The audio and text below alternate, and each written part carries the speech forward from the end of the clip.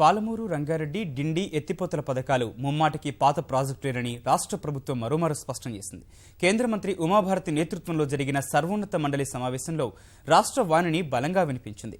సమైక్య రాష్ట్రంలోనే ఈ రెండు ప్రాజెక్టులు మంజూరయ్యాయని, అన్ని ప్రధాన పార్టీలతో పాటు ప్రధాని నరేంద్ర మోదీ సైతం 2014 ఎన్నికల్లో పాలమూరు ఎత్తిపోతలను ప్రస్తావించారని ఆధారాలు అందించారు. పోలవరం, పట్టిసీమల కారణంగా రాష్ట్రానికి అదనపు జలాలు రావాల్సిందేనని తెలిపింది. పారదర్శకంగా నదీ జలాల పంపిణీ జరగాలన్న వాదనకు కట్టుబడి ఉన్నామన్న రాష్ట్ర ప్రభుత్వం నిపుణుల కమిటీలోని కొందరు సభ్యులకు సంబంధించి అభ్యంతరం వ్యక్తం చేసింది.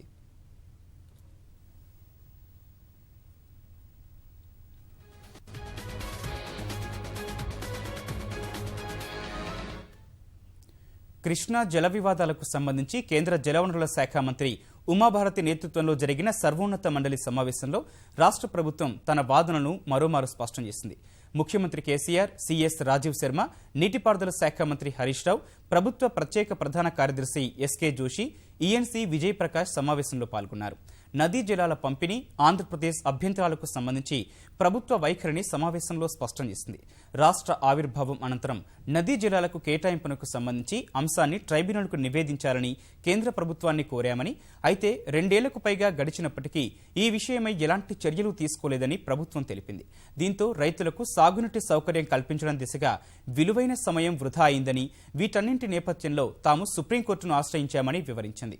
ఆంధ్రప్రదేశ్ ప్రభుత్వం అభ్యంతరం చెబుతోన్న పాలమూరు, రంగారెడ్డి, డిండి ఎత్తిపోతల పథకాలను ఉమ్మడి రాష్ట్రంలోనే చేపట్టారని, కృష్ణా జలాల పంపిణీ మొదటి ట్రైబ్యునల్ ఇచ్చిన స్వేచ్ఛకు అనుగుణంగా మిగులు జలాల ఆధారంగా వీటిని చేపట్టారని వివరించింది. పాలమూరు, రంగారెడ్డి ఎత్తిపోతలకు సంబంధించి 2013లోనే ఉత్తర్వులు జారీ అయ్యాయని, గత సాధారణ ఎన్నికల సమయంలోనే అన్ని రాజకీయ పార్టీలు ప్రాజెక్టు అంశాన్ని ప్రస్తావించాయని తెలిపింది. 2014 ఏప్రిల్ 22న మహబూబ్ నగర్లో జరిగిన ఎన్నికల సభలో ప్రధాని నరేంద్ర మోదీ సైతం పాలమూరు ఎత్తిపోతలను పూర్తి చేస్తామని ప్రకటించారని రాష్ట్ర ప్రభుత్వం వివరించింది. ఇందుకు సంబంధించి మోదీ ప్రసంగాన్ని సమావేశంలో వివరించడంతో పాటు రాజకీయ పార్టీల ఎన్నికల ప్రణాళికలను కూడా అందించింది. 2007లోనే డిండి ఎత్తిపోతలకు పరిపాలనా అనుమతులు మంజూరయ్యాయని, జాతీయ ప్రాజెక్టు హోదా కల్పించేందుకు డిపిఆర్ ఇవ్వాలని 2010లో ప్రధాని కార్యాలయం కూడా లేఖ రాసిందని సర్కారు తెలిపింది. వీటన్నింటి నేపథ్యంలో పాలమూరు, రంగారెడ్డి, డిండి ఎత్తిపోతల ప్రాజెక్టులు ముమ్మాటికి కొత్త ప్రాజెక్టులు కావని, సర్వోన్నత మండలి వీటిని పరిశీలించాల్సిన అవసరం లేదని రాష్ట్ర ప్రభుత్వం స్పష్టం చేసింది.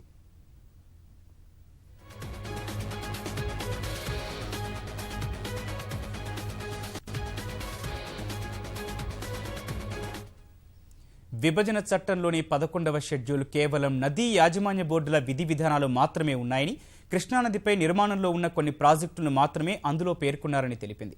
గోదావరి నదిపై నిర్మాణంలో ఉన్న ప్రాజెక్టులు కూడా జాబితాలో లేవని, కృష్ణానదిపై కూడా నిర్మాణంలో ఉన్న ఎస్ఎల్బీసీ, పాలమూరు, డిండితో పాటు ఆంధ్రప్రదేశ్కు చెందిన ముచ్చుమర్రి, గురు రాఘవేంద్ర ప్రాజెక్టును కూడా చేర్చలేదని వివరించింది. నదీ జలాల వినియోగానికి సంబంధించి అనుసరించాల్సిన విధానంపైన వైఖరిని తెలిపిన ప్రభుత్వం నిపుణుల కమిటీ వేసే సమయంలో కేంద్ర ప్రభుత్వం కనీసం సంప్రదించలేదని తెలిపింది. కమిటీ చైర్మన్, సభ్యులు పక్షపాతం లేకుండా ఉండాలని, కొందరు సభ్యుల విషయంలో తమ నిరసనను ఇప్పటికే కేంద్రం దృష్టికి తీసుకొచ్చినట్లు రాష్ట్ర ప్రభుత్వం వివరించింది. నదీ నిర్వహణ వ్యవస్థలో పారదర్శక పర్యవేక్షణ విధానం అత్యంత ముఖ్యమని, ఈ దిశగా ఇప్పటి వరకు తీసుకున్న చర్యలపై ప్రభుత్వం సంతృప్తి వ్యక్తం చేసింది. అన్ని ప్రధాన జలాశయాల వద్ద ఇన్ఫ్లో, అవుట్ఫ్లోలతో పాటు మళ్లించే పాయింట్లను కూడా పరిగణలోకి తీసుకోవాలని అభిప్రాయపడింది.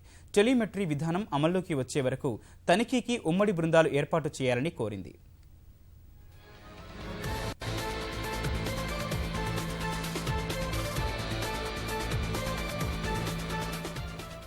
పోలవరం ప్రాజెక్టు నుంచి 80 టీఎంసీలను కృష్ణా బేసిన్కు తరలిస్తున్నందున మహారాష్ట్రకు 14, కర్ణాటకకు 21, ఉమ్మడి ఆంధ్రప్రదేశ్కు 45 టీఎంసీలు నాగార్జున సాగర్ ఎగువన వినియోగించుకునే అవకాశాన్ని గోదావరి జలాల ట్రైబ్యునల్ కల్పించిందని తెలిపింది.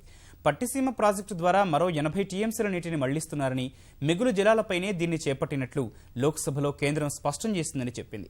ఈ నేపథ్యంలో ఇందుకు సంబంధించి బచావత్ ట్రైబ్యునల్ తీర్పును అమలు చేయాలని కేంద్రాన్ని రాష్ట్ర ప్రభుత్వం కోరింది. ఏవైనా ఇబ్బందులుంటే ట్రైబ్యునల్ను ఆశ్రయించవచ్చని అభిప్రాయపడింది.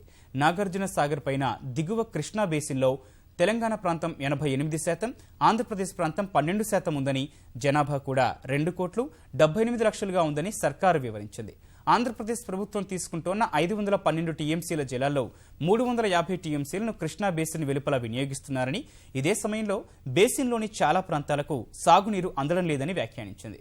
నల్గొండ జిల్లాలోని శ్రీశైలం ఎడమ కాల్వకు 30 టీఎంసీల నీటిని పోలవరం ద్వారా మళ్లించడం ద్వారా వచ్చే 48 టీఎంసీల నుంచి వినియోగించవచ్చని ఉమ్మడి రాష్ట్రం ప్రతిపాదించిందని సర్కారు వివరించింది. వీటన్నింటి నేపథ్యంలో రాష్ట్రానికి అదనంగా కృష్ణా జిల్లాలపై హక్కు ఉంటుందని తెలిపింది.